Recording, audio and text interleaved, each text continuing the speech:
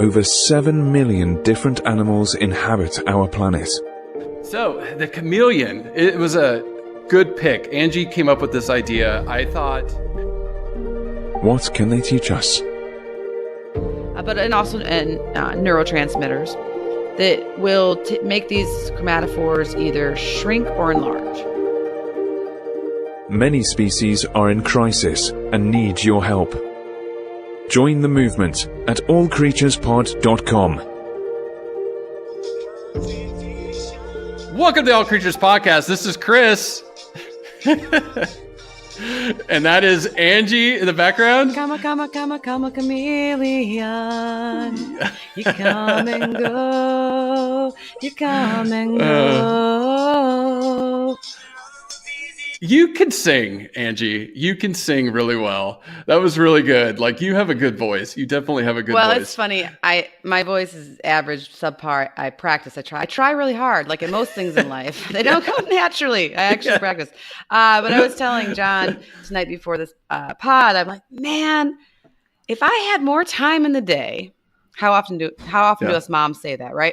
Yeah. If I had more hours in the day, I could figure out how to play that on guitar, and then I could sing it live on the podcast. Awesome. And it would be like, it would probably be my ultimate dream come true. For those that know me, know how much I love, besides obviously my family, my kids, my husband. Yeah. But I love animals, which is why I do the podcast and why I got my PhD in animals. But I really am a serious hobbyist of music, playing guitar. And I love playing and singing guitar. I write my own songs, or I at least used to before I had 2 kids within like 4 years or 5 years. So theoretically, someday when I have more time, I could sing songs about animals on a podcast, teaching people. That's the dream. Yes. That's the dream job. Somebody pay me to do that. We will make it happen.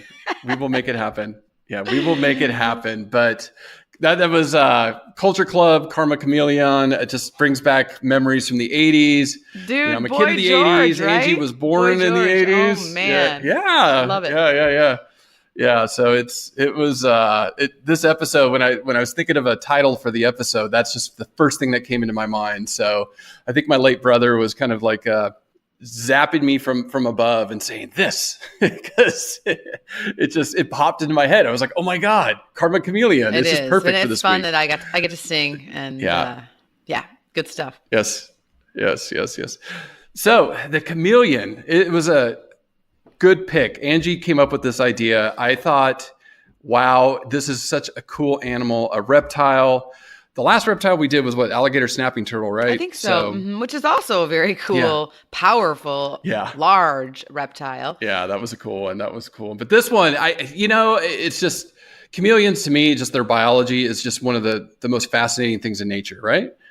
Sure. Oh, I mean, from all of their body parts, I pretty much have a slide on.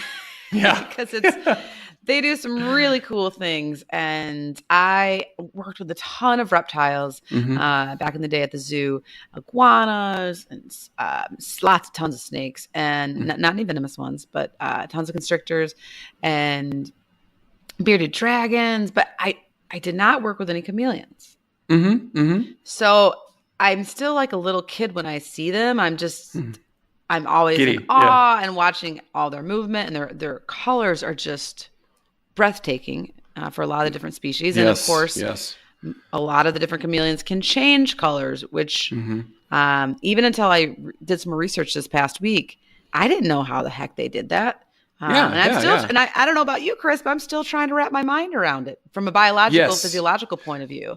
And I think they're still trying to figure out how they do it. Like some of the stuff I looked up. They're not 100% sure. Yeah. And then I was even reading that there's actually researchers that study chromatophores, and those are cells. We'll talk about it a little bit more in the podcast, but those are the cells that help the animals that are known to change colors, like octopus or chameleons, things like that. That's the generic vampire squid. That's what I thought of. That's the generic name for chromatophores, and there's researchers who just study that. Like, that's a fun job, right? Yeah, it's just nature, biology. We're such geeks because it's so fun. I don't know if you knew this, Angie. The name chameleon, and it's perfect after last week, means earth lion. Did you know that? What? I don't know if you know that. No. Yeah. I saw that. I was like, oh, it's just like all the puzzle pieces are falling in place the last couple of weeks. So it's Greek words and the kamai, it means on the ground or on the earth, and leon is lion in Greek.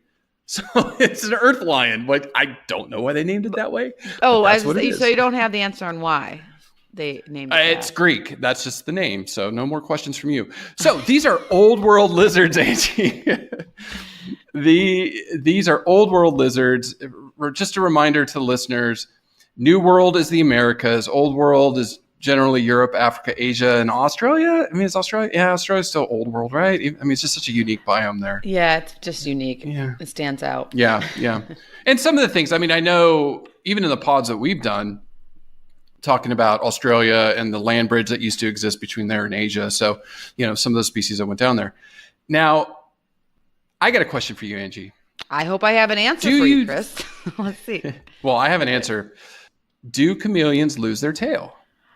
And if they do or don't, and the other question I had is, why do lizards lose their tails and how do they grow back? Well, okay. So stay tuned. I'm already thinking I'm doing some hypothesis. Zip. Shh. Hypotheses. Okay. Hypotheses. Hypothesizing.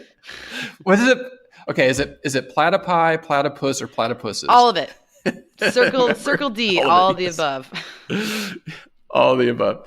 So we'll answer that question at the end, because that was one of the things that popped into my head. I was like, well, they're a lizard and they're just kind of unique, but do they lose their tail? Now, you said which the one you wanted to focus in on, because you told me earlier that this was kind of the one you were looking at. I mean, in general, in the chameleon family, there is like over 200 species. I think 202 as of 2015. Yeah. Mm-hmm. And of course, they range in colors and sizes. Mm-hmm. But the one that I wanted to highlight today is called, it's this gorgeous emerald green, just amazing. Green's my favorite color, so this is probably why I picked it. And it's critically endangered, so we want to highlight what's happening with this guy. Yeah. But it's the emerald green. It's called the Bella Landa. The Bella Landa.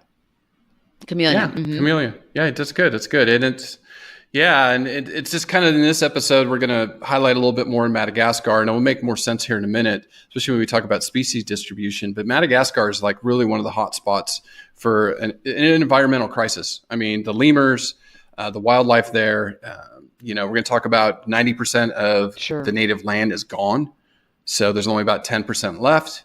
And a lot of these species are struggling, and Madagascar is so unique. I mean, it's just like Australia, but even more unique. Yeah, I mean, the species that come out of there. I was thinking back, Chris, is this the first time we've done a species from Madagascar? Yeah, we haven't done a lemur yet. Yeah, no, or the fossa or some of the other ones. Yeah. Mm-hmm. So we'll definitely touch on today about why, the uniqueness of this giant island off the southern east coast of Africa, and what's going on there for the most part, and focusing on the Bella Landa chameleon, which there's not a ton that's known about it. So what is known about it, I will report to our listeners today.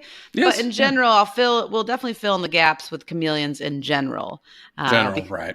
Obviously, because they're all very much so related for the most part. But in general, all these 202 species of chameleons live in warm climates for the most part. And they range from Africa, like you said, old world. So Africa to Southern Europe, Asia, Sri Lanka. Interestingly enough, some species have been introduced to Hawaii, California, and where do I live that has... let me guess. Florida. The home to many different things that shouldn't be here.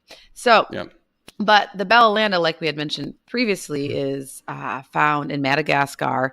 But interestingly enough, it's just found in a very small part of rural southwestern Madagascar, an area called Toliara 2 or Estimo and Drafana, the region of Estimo. No, I don't know. Anyway, somewhere like that. Yeah. You got what I'm saying. Somewhere there. But what's really unique and probably a lot is still unknown about this critically endangered chameleon, but it's really has a small range. In fact, researchers think that it might only be 4 square kilometers. which is 1.5 square mile range. That is nothing. Yeah. That is nothing. And that is nothing. It hangs out in the gallery forest there, but a lot of the forests have been cleared away, which is obviously why it's critically endangered.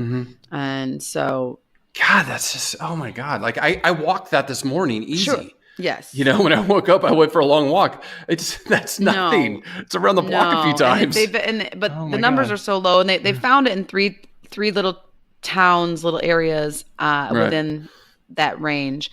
But what you can't miss about this chameleon is its striking green emerald color.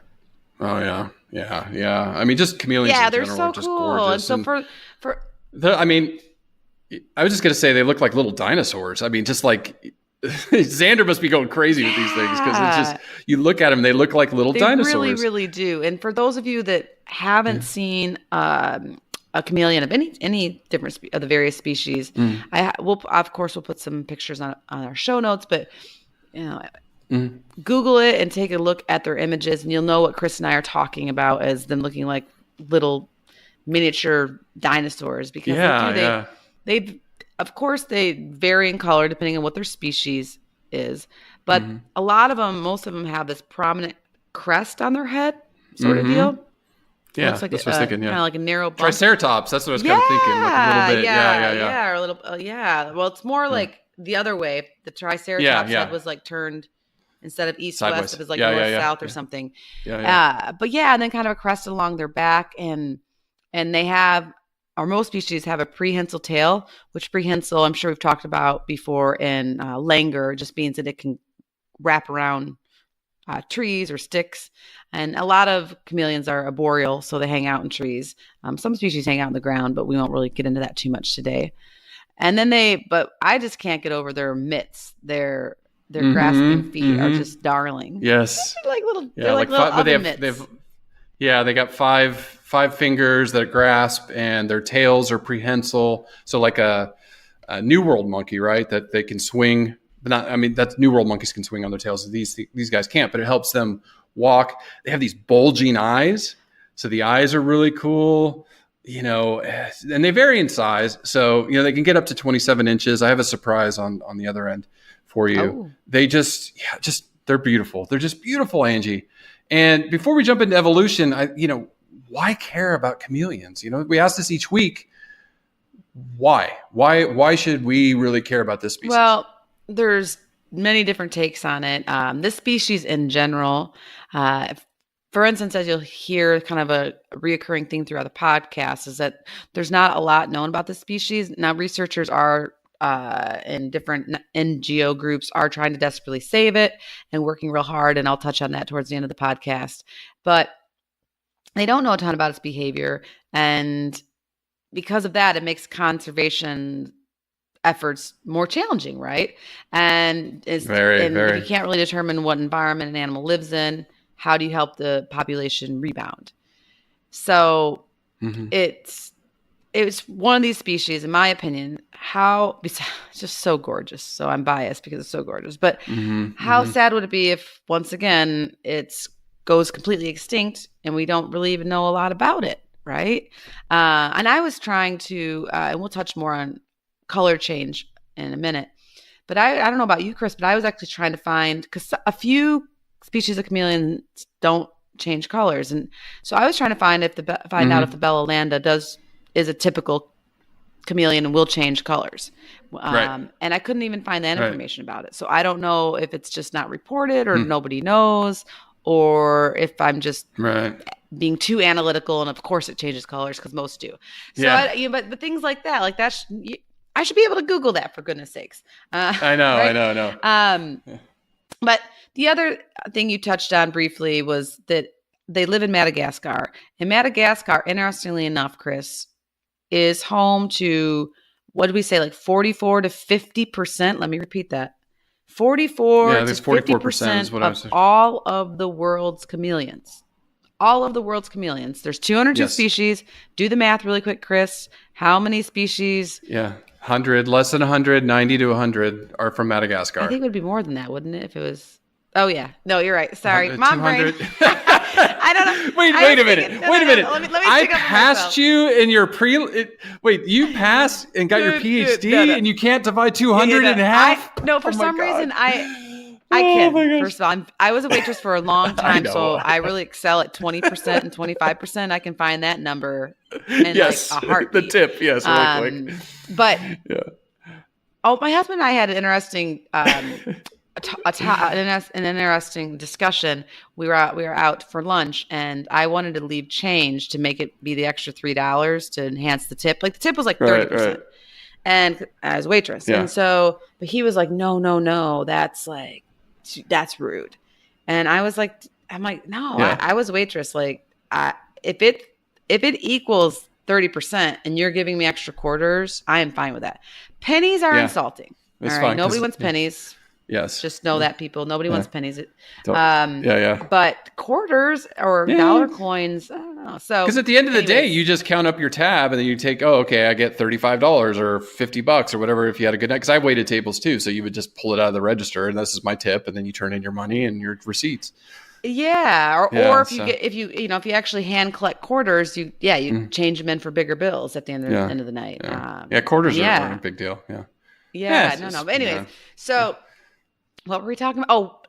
So for some reason, I was thinking, what species is this again? I was thinking 75%. So I was trying to say 100. I was in my brain. I was going with 150, and you said 100. Now, why? So about 90. I'd say about 90. Yeah, probably about 90 species. Right, so let's get back on track. Sorry about that, audience. I apologize. You had to listen to how my brain does and or does not think sometimes. It's a little late over there on the other side of the country for you. It is Angie, late. So it is a little bit late. But anyways, that's no excuse. I can vibe. Here, quiz me again. Let me see if I can do 50% of something. Come on, give me your hardest thing.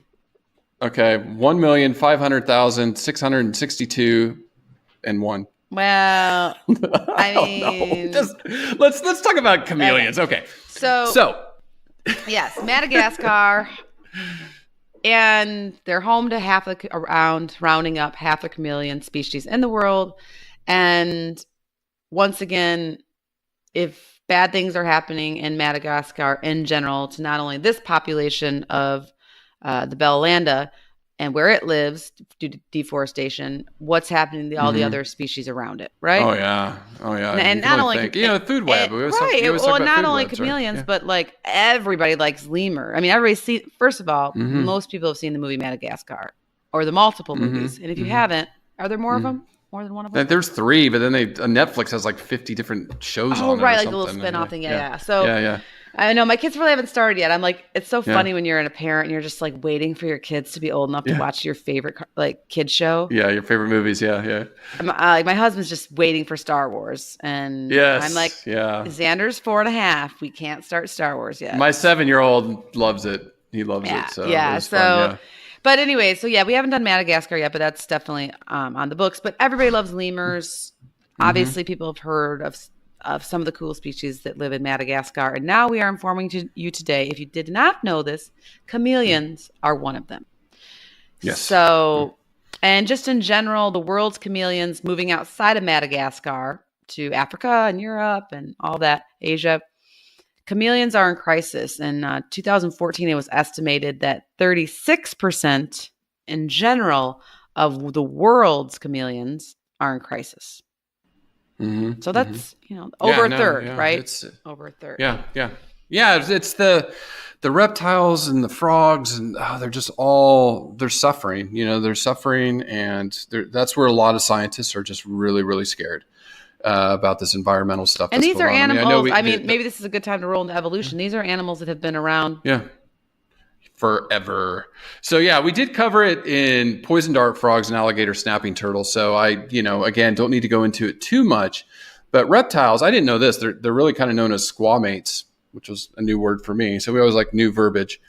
And obviously they date back to dinosaurs. I mean, makes sense. 200 million years ago is when they really could in the fossil record, start seeing these smaller reptiles. Now, the major classes of reptiles today really became established around 80 million years ago. Okay. So, and when they look, the scientists that do all this work, they did say that chameleons are more of a newer clade, which is you're talking 60 Sure. million years. It's not that new. Well, It's they not, can they can it's change not your skin 10,000 color, years so ago. that's pretty awesome and Yeah. different It than is pretty their awesome. other reptilian relatives. Right. So what was cool, I thought, was it diverged from a common ancestor, chameleons did, from iguanas. So 120 million years ago. I love iguanas. I know. It's cool. Iguanas. I can't wait to cover iguanas. I got to work with Piccadilly, Mm-hmm. who I was the only one brave enough to handle her because she had come from a not so good home and didn't really like people. But her and I if as long as I had gloves on, we were okay. But then Topeka Mm-hmm. and Sam, I'm like, their faces. Yeah. So I'm a huge iguana fan. I mean, amazingly a big fan. I would not own one as a pet because I know how hard reptiles are to keep. Yep. And that's Yep, a very different much. topic for a different day. We'll touch on that a little bit maybe in this podcast. But yeah, working at them in a zoological center where they have all the resources, like I'm like, hey, I need more lights, and hey, I need this, and I need this, and vitamin D, and calcium, and more lettuce, better lettuce, organic lettuce, whatever. They provide all of that for them. So they're really cared for and super happy iguanas. But yeah, those guys don't change colors. So No. That's their closest relative. Yeah, 120 million years ago. And then they think the Madagascar chameleons came over about 65 million years ago. So they migrated across from Africa. Either the oceans were lower or some of the other stuff. So they survived the fifth mass extinction, when wiped out T-Rex and all of them. And really the chameleons, what I read, because I have this really long paper that I was reading earlier, said, really didn't diversify until about 15 million years after the last mass extinction, because the Earth just was still a mess for that long, which is crazy. Like it was still. Yeah, imagine that like in time. Like you can't even imagine 15 million years. It's insane. So yeah, about 50 million years ago is when you started seeing all these different species of chameleons start to come out. So they've been around a long time. Now, what I did find too in this paper, which was really cool, and I never really thought about it, Angie, is this effect of living on an island. So it's called dwarfism. And they have seen that species that migrate to islands, they actually get smaller. Mm-hmm. And so the thinking is, I was like, why? Because there's not as many resources and blah, blah, blah, blah. But what they think is they evolve into a miniature form. So there's less resources. So the smaller ones survive better. So somebody like me, if I stayed in New Zealand for a long time, I would end up being like 5'2", That's where all the hobbits are. That's a great analogy, right? All the hobbits are there. Yeah, I love it. But what they, so that's an idea. The other one, what they really think is because the smaller, like me and you go to an island, right? I need more resources to survive. A lot more resources. I need more energy. I don't know. You haven't seen me. John and I went to an all-inclusive for our honeymoon, and we could put it down. Let me tell you, we're like, you can eat desserts. What? Absolutely. Yeah. But theoretically, yes. I definitely think theoretically, you could eat more than me. Challenge accepted. Yeah. So the smaller species didn't need as much energy, and they could have more offspring. And so they just ended up being the ones that survived better on smaller islands, which was really cool. And I know in humans that, human dwarfism, not as far as the genes and all that stuff, but I know that they found like skeletons on some of the islands of really short people. And that might be a thing, with humans too. Now, like I said, over 200 species, 11 genera. Why there's 44 or up to 50% in Madagascar, all the other ones are mostly in Africa. Okay. So over 50% are in Africa. So very, very few in Europe, very few species in Asia, and some in like a Yemen and the Middle East there are. Here we go, Ange. Here's the surprise I wanted to tell you. I don't know if you saw this, but one of the world's smallest reptiles is a chameleon. This thing is adorable. It's called the Brookesia micra. Mm-hmm. So micra, like micro. Just guess how big it is. How long do you think this thing is? Let's see. A couple inches? Half an inch. Half an inch. Wow. 15 millimeters. This thing. I have two pictures that I will put on the show notes. of one on top of a fingernail. My thumb, isn't it? Well, didn't we always learn like half of your thumb is an inch or something? It's like half, a quarter of my thumb, maybe. It's half an inch, and they can grow up to an inch. Like but like subadults are half an inch. But so it would sit on my thumb, and we'd hang out easily, like thumb friends. Easily. Aww. I have one on the top of a match. It's like barely on the match head. It is so tiny. It is so funny. Where do they live? Those guess where do they live? Oh, Madagascar. Yes. Right.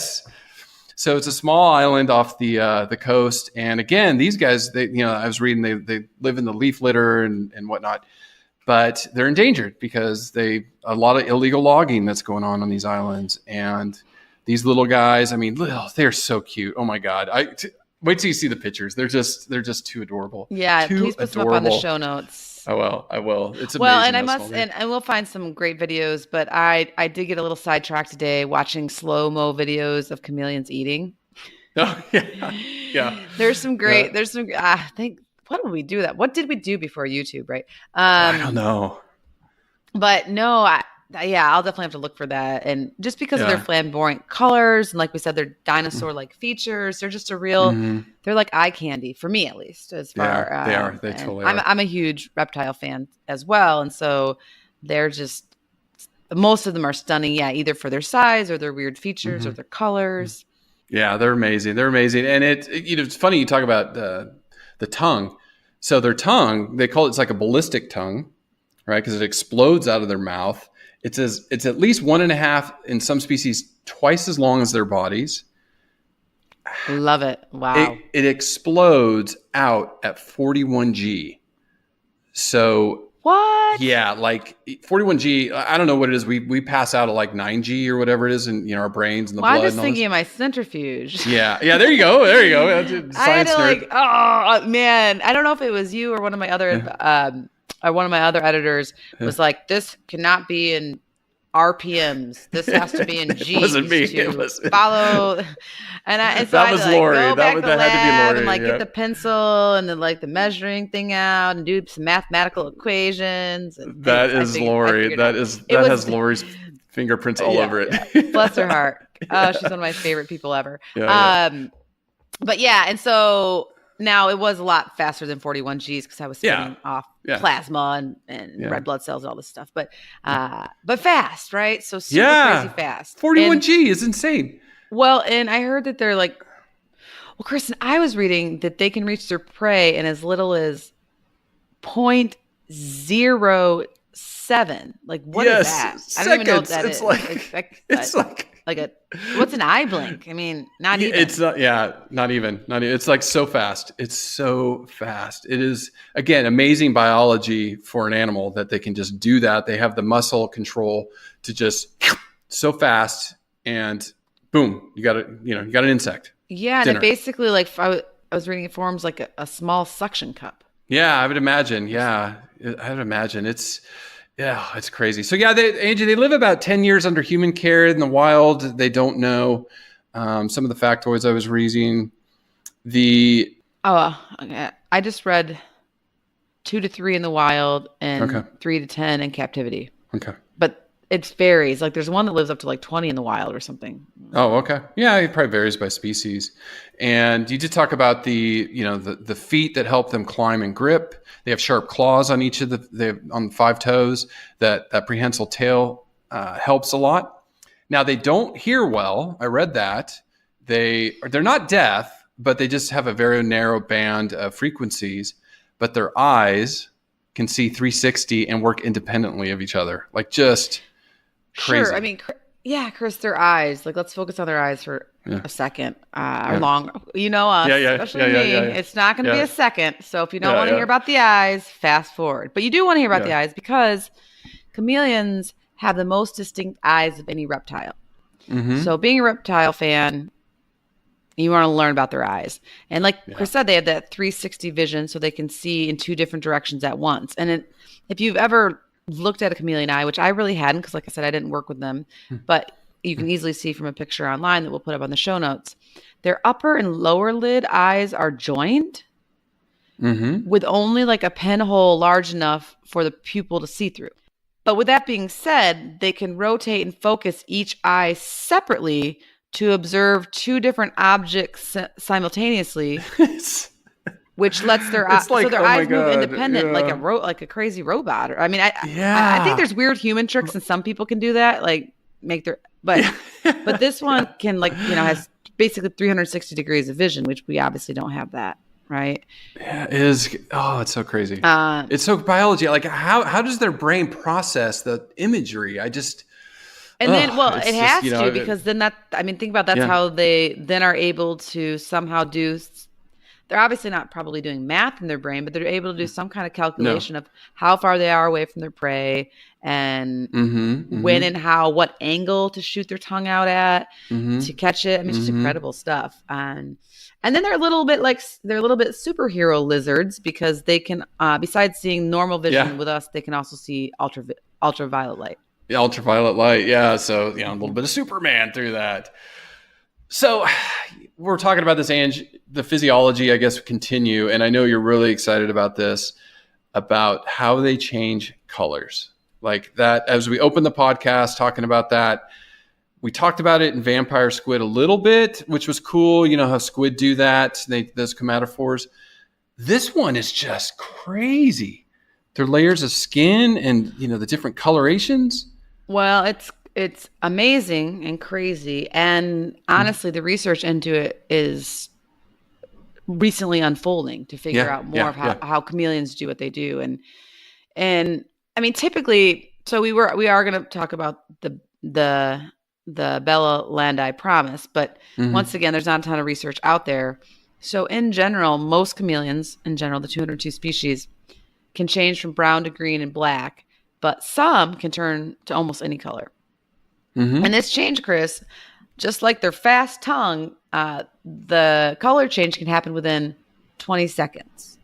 That's crazy. Which is very fast. I mean, if you think about the physiology of what what they're making their skin cells basically do. And what's generally known, or was always commonly thought, is that chameleons did this through their chromatophores and what was considered like pigment movement. So chromatophores are specialized cells that have pigment in them.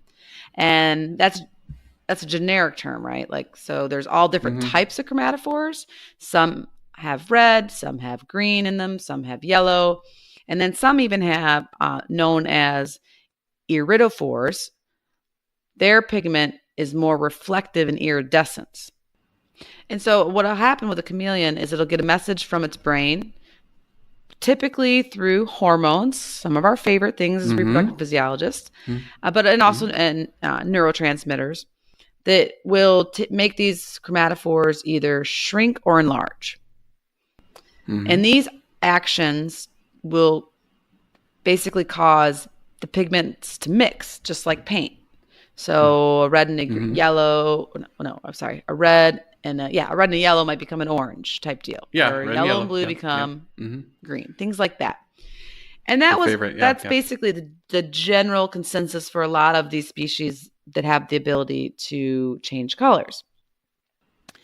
But just recently, in 2005, so not too long ago, researchers out of the University of Geneva in Switzerland figured out in chameleons, in a species known as panther chameleons, that I believe are also found in Madagascar. They have the pigment movement cells underneath their epidermis, or underneath their normal outer coat skin cells. So they have the normal pigment movement going on.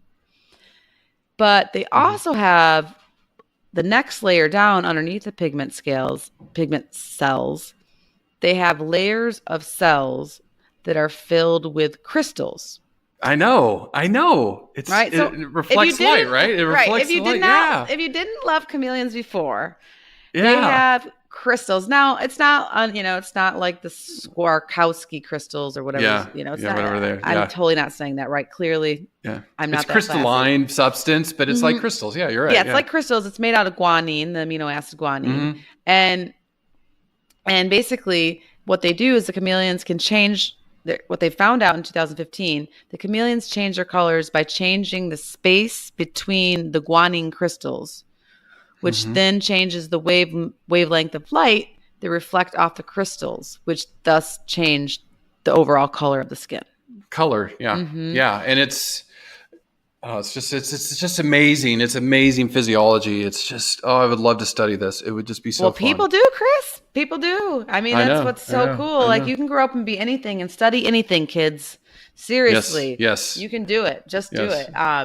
It's never too late to redo a career. Don't get another PhD. Well, I interestingly have a little side part-time lab offer. I don't even know if I've told you about, and it hasn't been solidified yet, but that I would actually be working with cells. Now, not pigment cells, but cells of the reproductive tract, which is what we specialize in. But still, I really have never been like a cell lady. So I thought that this might be a really interesting. I just love learning. So I feel like the more I intimately study the cell, I'll be able to better visualize and understand such physiological things as chromatophores or whatnot. So let me ask you this. Why do they change color? What did you find? Well, so it's kind of a misconception. Everybody thinks chameleon camouflage, right? They change, like if they get on my purple shirt, they're going to change purple. And although that's not entirely ruled out that they do that, or that's why they do that, researchers think more now that the colors they change to are more due to environmental triggers, such as light, temperature, mood, even. Yeah. And so, for instance, with a common chameleon, if they're in a relaxed state, the crystals will reflect a blue and green light. So that would be the example of our Bellolanda. She's green. She's gorgeous. So when she's relaxed, she's going to be green, and that's usually what the photos are taken of her. But in an excited state, so whether she's triggered by an environmental change or a mate per se, her cells get excited either through hormones or neurotransmitters. And in the excited state, the longer wavelengths, such as yellow, orange, and green and red, are reflected instead of the blues and the greens. And that's all due to the guanine crystals. And it's just really, I think it's understudied because I'm super fascinated by this. And I'm like, and I want somebody to do this. But for instance, at San Diego Zoo, the keepers and maybe some of the researchers there have reported on chameleon skin changes and colors due to its emotions, such as anger and fear, and of course, changes in light, temperature, even humidity. So people are starting to try to, I guess, figure this out, like what causes them to change and how. But it's just not as simplistic as camouflage as I think what. No, that's what I was surprised because I really thought, they changed, to blend in, but then you see them with reds and like blues and whites, and that's not really good camouflage unless you're in like a red plant or something. And that's not it. So it's just, I read that. It was right. It was really cool. And some of the breeding behavior where males will become brighter for females to attract them. And once again, there's not a ton of behavior or reproductive behavior or reproduction really even reported about the Bellolanda chameleon in Madagascar. But for instance, if you take one of its closest relatives, the panther chameleon, which there have been a lot of studies done on this chameleon, and by the way, which is super gorgeous. We'll put some pictures up if you haven't seen it. But during the breeding season, the male panther chameleon will increase the intensity and color to attract mates. And interestingly enough, females communicate with their body coloration as well. So if a female is receptive, a male will only approach a female if her coloration is deemed receptive. So and then they'll do a couple mating rituals with the male will do some head bobbing and hey baby. Exactly. And then and then increase color intensity even more, right? And basically too, these color changes show who is the healthiest and strongest chameleon, most fit. And also they in the panther chameleon, they know that the brighter colors come from the more aggressive chameleon.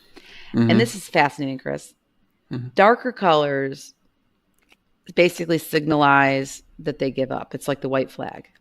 Oh, wow. Okay. The subordinate male, or not the big chameleon in the jungle is like, oh, okay. So he goes darker. So you and I always talk about communication, and a lot of our other species through vocalizations and scent marking and all this. And of course, I'm sure there might be other forms of communication going on, like little behavior movements here and there, and maybe even maybe in some chemo communication that researchers don't know about. But generally it's a lot of these colors, which makes sense because if they're attached to hormones. I mean, we all know if you're about to breed, your hormones are revving up. So so it's just changing what they look like. Yeah. Just so cool. Yeah, it is cool. Just incredible. The species was fun to really research because it's so different compared to a lot of the other ones we've covered so far. And, as far as what they eat, it's going to depend on the species. They say generally they're omnivores, but some species prefer just plants. They're vegetarians. And then other species are more carnivores and will eat even up smaller reptiles. So generally they eat berries, leaves, insects, other fruits, worms, snails, then the small reptiles for the larger ones. So kind of a various diet. And that's I just always think insectivores. That was my general answer. But when you dig in deeper to it, they can even take other lizards and young birds if they're a larger size chameleon, like the common chameleon. Right. Yeah. So, I mean, pretty simple on what they eat, but it's just great biology. Now, repros I think it's interesting stuff. And I think it's really key to mention too that most chameleons, or chameleons in general, are very well adapted for climbing, and with the climbing, they're highly, highly specialized, like we talked about earlier, for visual hunting with those eyes.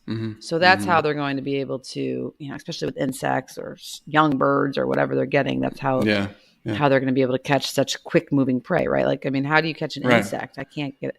I can barely get a mosquito off my leg, let alone. Yeah, I know. Let alone with my tongue, for goodness sakes. Yeah, I know. 41 Gs, Angie. Oh my goodness. 41 Gs. That's insane. Yeah, it's so fast. Yeah, it's explosive. So repro, there's some cool stuff on repro. Yeah, I mean, in general, males tend to be, there's a little sexual dimorphism going on. So males tend to be a little larger, and sometimes they're more ornamented. So they might have more detail on their headpiece or facial ornaments. Sometimes they have nasal protrusions or horn-like projections.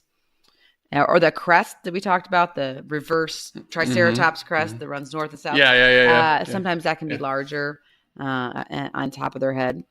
And then once again, too, they use their colors, right? So the brighter the color, the more dominant the male. And then, of course, he's going to attract more of the females. And submissive males, brown or gray, typically. And I just love the ideas that the females also use their colors to basically be like green light, red light, maybe a yellow. Yellow light. Like, I could or could not be. But male chameleons will try to impress this female during the mating season. Besides his colors, he'll also inflate his throat sometimes and sway his head, bob his head, and showing off their bright colors by making their body look bigger. Now, what I found hilarious, just because I don't know why I always, a lot of times, I guess I always try to think about like, oh, what if my husband did this or I did this or whatever. Not for the behaviors part. Yes. Let me clarify. But so I was reading. You guys just have roar offs and hippo offs. I know, we're like, people must think we're the biggest dorks. We are. We the really tigers. Are. Yeah. Oh, the chuffing. Yes. Chuffing. Chuffing. I know. It's so funny. Xander's and now Zach, our 2.5-year-old, they're like the only kids in class that is, what do tigers say? They don't say roar. They go, yeah. They make the chuffing sound, which they're such dorks. They're in trouble. And they're probably not going to like animals or something because we messed them up or something. But anyways, a female. So if the male's doing his thing, he's bright colored, his throat's flapping and his head's swaying, and she's changing colors to show she's like not interested because whatever. she'll she'll reject a male chameleon by running in the opposite direction and or by making a hissing sound with her open mouth.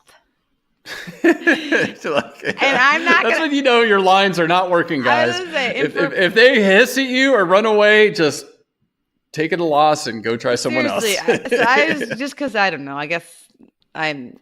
So I don't know. But so I was thinking, like, you know what? I think I've ran away and hissed under my breath, and I won't mention any names to like salvage these young gentlemen's egos when we were in college or whatever.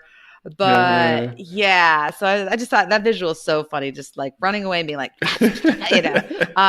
But screw you. That's if they're probably like just slightly annoyed. But the really annoyed female chameleons might even bite or attack the male, and sometimes can seriously injure him or even kill him. Oh, geez. So. Oh no! Yeah. Like so Black Widow. Don't mess with angry mama or angry non-breeding female chameleons. Chameleons. So I guess you're lucky. You're lucky. I didn't read that. All you chameleon dudes out there, you're lucky if she just runs away and or hisses. Hissing. Consider that not a loss for the night or whatever. However, that's funny. Young fine boy chameleon does meet young fine girl chameleon. And when she doesn't reject him, when she is accepting to him, he will. Fertilization is internal, and most chameleons are oviparous, which means they lay fertilized undeveloped eggs. You know, if you think of a chicken, with some chameleons are this word is so hard for me. Ovoviviparous. That's not even viviparous. Yeah. Ovoviviparous. It's like ovoviviparous. Yes. Yeah. Can you just make it sound good when you edit it? Yeah, I will. I'm just kidding. I should practice my words. I was too busy practicing my singing to. Yeah, I know. Which was very good. It was very good. But the word that I can't say means that a few species of chameleons, I think like the Jackson chameleon, lay eggs that are ready to hatch. Mm-hmm. And we've covered that, I think, before in pythons, right? Like they lay the eggs and the babies just come right out or whatever. But so with the Bella Landa chameleon out of Madagascar that's critically endangered, I couldn't find the answer out to that. So. Yeah, it doesn't mean that it's not. It's probably known, I would imagine. I didn't come across that. But in general, cross chameleons, they will lay if they're typically the oviparous ones that lay the undeveloped eggs. They'll lay their eggs 3 to 6 weeks after copulation, and the female will dig a hole, and the depth depends on the species. She'll put her eggs in there, and then clutch size or the number of eggs that she will lay greatly depends on species. And so once again, I don't have those numbers for the Bella Landa in front of me, which depending on if they will lay 2 eggs versus 20 eggs, that's probably going to influence their overall generation interval and species survival and all of that. So I don't know that for the Bella Landa. However, Chris, what I found super fascinating, because we talked about color change, obviously, a lot in this podcast. We don't know this for the Bella Landa. But for the panther chameleon of Madagascar that I had previously talked about, the running away hissing type. Yes. Or I'll remember that. Well, interestingly enough, so over a period of minutes to days after mating, the female who's pregnant, or another term we use in reproductive biology is gravid, she'll display colors that are basically telling other males she's pregnant and non-receptive. Stay away. Yeah. And so interestingly enough, her stomach will turn dark brown or black with orange striping to signify to the other males she is out of the game, folks. Closed for business, I like to say in my reproductive physiology class. And then interestingly enough, too, the exact coloration and pattern of these pregnant females depends on what phase of gestation she's in. So it's really, I guess it can help researchers or people studying these animals to know potentially how far along they are. But yeah, Chris, so the coloration or the exact pattern of these pregnant females can vary on the color phase of the chameleon. Yeah, and so it's crazy. It's just that's how they communicate, right? That's their primary mode of communication is they're changing color and hissing and biting and killing. So, but it's not like they have a vocalizations. Bless her pumpkin heart, right? Bless her pumpkin heart. Yeah. She really did not like him. No. So she was closed for business. Yes. And I will kill you if you even think about looking at me. So, yeah. I mean, if they got a wedding ring on, just run away. It's just, oh God. Anyways, so conservation, most threatened and some endangered, right? And then the Bella Landa is really endangered, really in trouble. Yeah, the Bella Landa is critically endangered by the International Union for Conservation of Nature, and its threat is once again because it's in Madagascar. It's in a small area in the south of Madagascar, and there's been a significant increase in logging in this area for charcoal. So the area, of course, there's logging for multiple different reasons in Madagascar, but the area that the Bella Landa in is going to be for charcoal use. And the population is unknown, but the IUCN definitely believes that it's declining and very low and only found, like we said, in this very, very small area. So small. Yeah, it's so small. And that's not to say that's not outside there. It just hasn't been reported outside there. Yeah. And people are looking for it as well. So, and with that being said, too, there is some good news on what's being done. There's local initiatives in the region there to take steps to ban the collection and trade of the species. And then local people are involved in helping to preserve it. So it's always good to get the locals involved. And hopefully there's conservation efforts being stepped up to try to figure if captive breeding is a way to increase the population of the wild. Some chameleon species, it works fine. Other ones, it's really hard to rear them under human care. And so I think with the Bella Landa, they're trying to figure that out as a last-ditch effort. But I couldn't find any reports of where they are with that. And well, and it's good news that there's people out there. Like I said, every species we cover, it just seems like there are people out there fighting for them every day. There are, right. And these forests that were cleared, much of the gallery forest that was known to be their home, has been cleared. But really good groups are out there doing awesome things, trying to increase reforestation efforts, and then of course educating local people. And they're working hard to bring the Bella Landa chameleon out of Madagascar back from the brink of extinction. Yeah. It's just, So, Angie, some of the things about Madagascar, and I think it was Jim Winepress and I talked about this, or it might have been Jesse Golden, and that's... I know you have so many fabulous visiting co-hosts. We're so lucky. I know. We'll start the news back up here soon once I figure out where I'm going to get back to New Zealand. Or 90% of the native land, I think I opened the podcast with this, in Madagascar is gone. It's just gone. So there is no wild left in Madagascar. About 10% of the original wild is left. And one of the things we talked about was cocoa plantations. I think it was Jesse is who I was talking with. And, it's a primary crop. It's, we're seeing things in the news that chocolate might be endangered. We might run out of chocolate. I just, I thought about it like conservation tip of the week, and I don't want to tell anybody not to eat chocolate. I'm going to stick my fingers in my ears right now and sing Karma, Karma Chameleon. But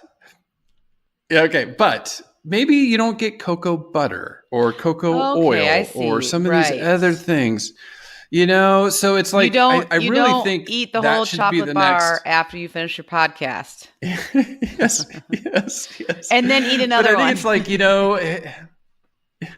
it just seems like the cocoa plantations are like the next thing in palm oil, and there's a big, huge worldwide demand on it. And I think we need to, just like palm oil, decrease the demand in cocoa. It's just, I don't know. It's like we just can't win with these crops. I will give you all my charcoal to be able to eat some cocoa. I know.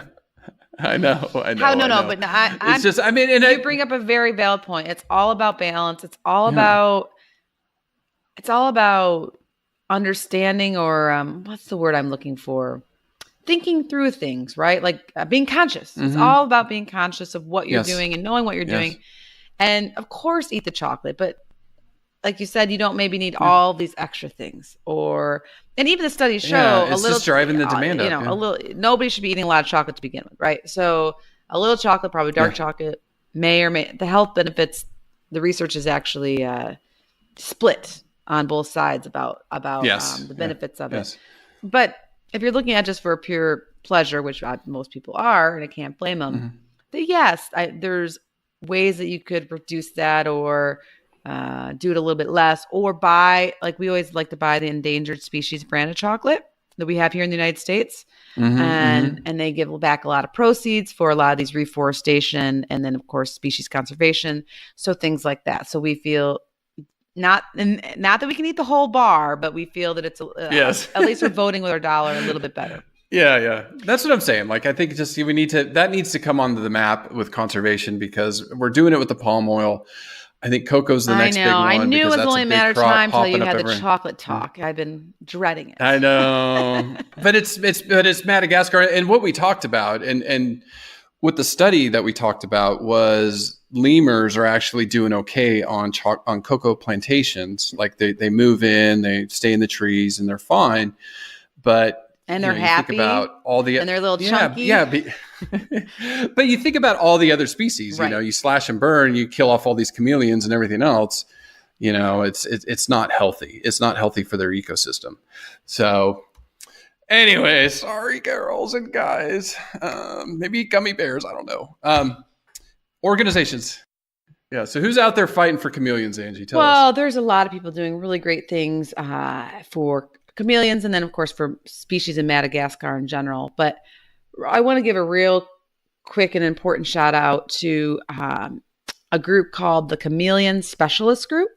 The Chameleon Specialist Group is part of the IUCN Species Survival Commission, and we've talked about a lot in the podcast. So these guys are dedicated experts, scientists, conservationists that promote, support, and conserve the wild chameleons.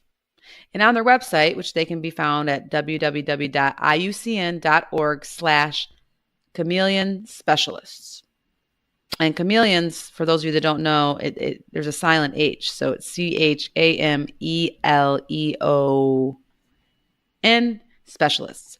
And they have a great presence on Facebook. I'll put the link on the show notes. Yeah, they have a great presence on Facebook.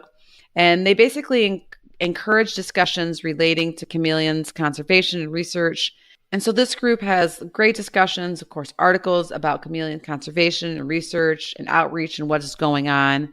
And so they're just a wealth of information, and they're on Facebook. And let me just look it up. Let's see how many likes they have, because this is always what's so fascinating to me.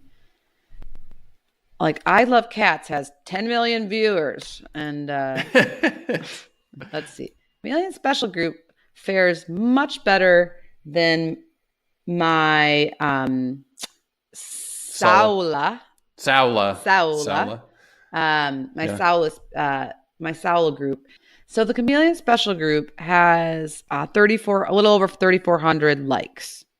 So that's pretty good. That's, like I said, much better than the Saula Specialist group. It was the Saula Working Group. If you haven't liked them on Facebook, please do. I think we were able to pop them over the 500 mark, which I am very happy about. Nice. But let's keep these groups going, because I think it's easy to forget about Saulas. It's easy to forget about chameleons, and that, sometimes if you see them in the pet store or in cute YouTube videos, you might think like they're fine. Well, most of them aren't. They're not. So they're not. Like this group on Facebook, and you're gonna be blasted with beautiful pictures, but then also some really great research and science, which we all love science, and education. So check them out.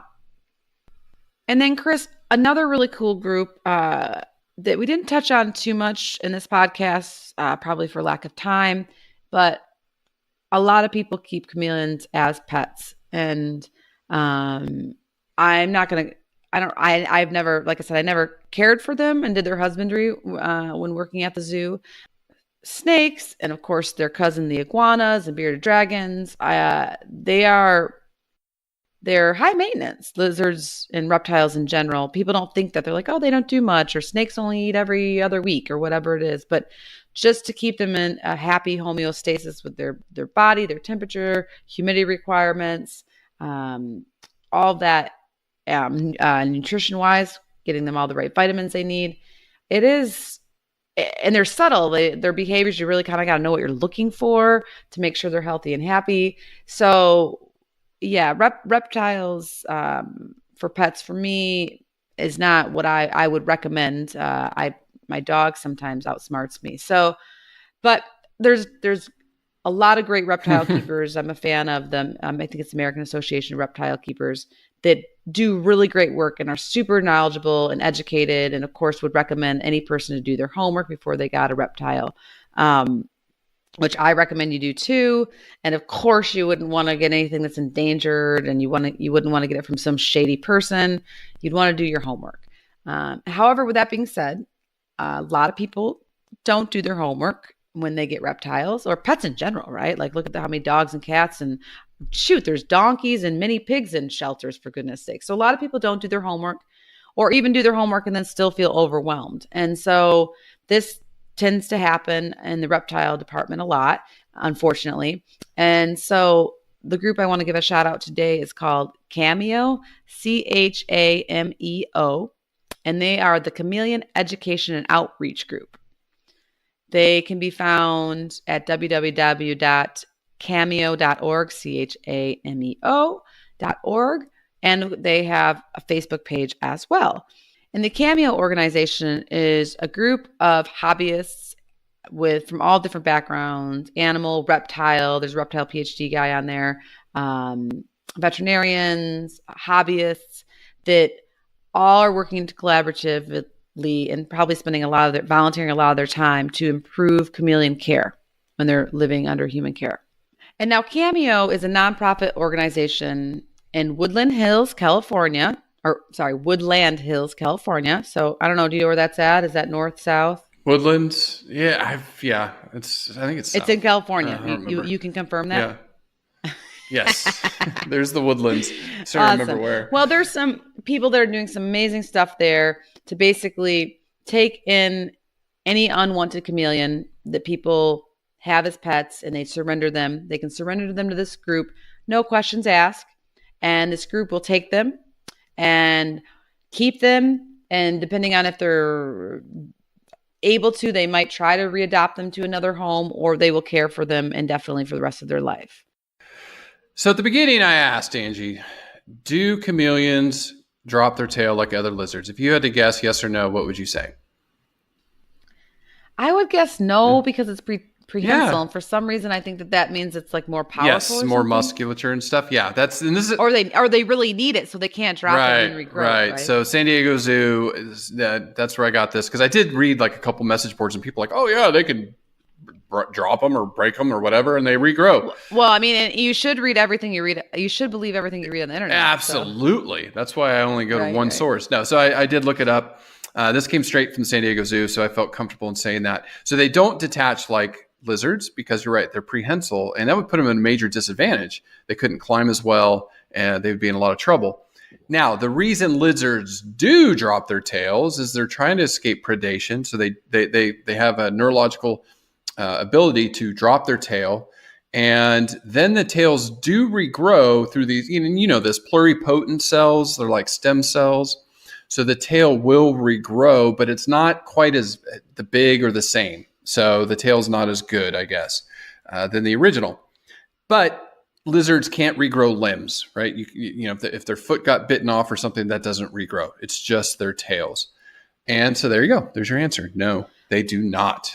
Well, I appreciate your answer, but your answer actually, thank you for the answer with the chameleons. I appreciate it. But it also generated more questions for me about the physiological mechanisms behind how lizards drop their tails.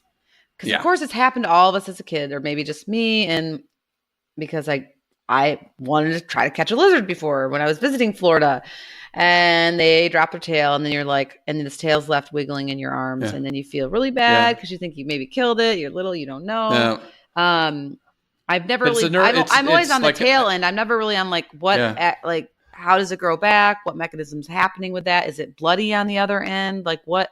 I don't know these answers, and I think we need to cover lizards soon so I can look them up. Yeah.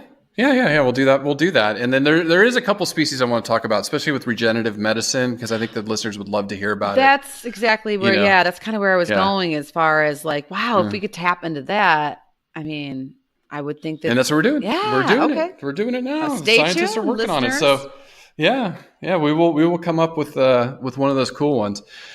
That's it for this week, Angie. I don't know if you want to sing some more, before we on the way out. Well, I did just for kicks and giggles look up the. I'm the reason I write my own guitar songs is because I have a horrible memory when it comes to lyrics and other songs. Where my husband and my sister Molly, can remember every lyric to like everything, song, and I'm just like boo boo. Yeah, that's me. So I gave up trying, and that's why I just write my own songs because for some reason I can remember those. But let's see. So let me try this. Okay. Karma, karma, karma, karma, karma, chameleon. You come and go. You come and go. We will see you next week. Loving with and Angie will still be singing. Like my dreams. Red, gold, and green. Red, gold, and green. Goodbye, Angie. That was great. Good night. Oh, thanks. What am I going to sing next time, right? Listen, learn, share. Join the movement at allcreaturespod.com.